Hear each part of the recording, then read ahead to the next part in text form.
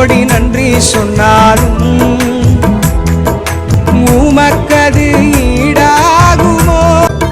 எண்ணி முடியாத அற்புதங்கள் என் வாழ்வில் செய்பவரே,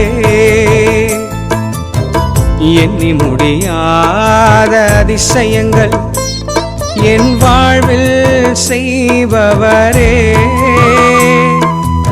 சிறுமையும் எளிமையும் ஆன என்னையும் கொண்டு சிங்காரத்தில் வைத்தீரே, உம்மை பாடுவே. அலங்கோலமாக இருந்த என் வாழ்க்கையை அலங்காரமாக மாற்றியதை போற்றி பாடுவே.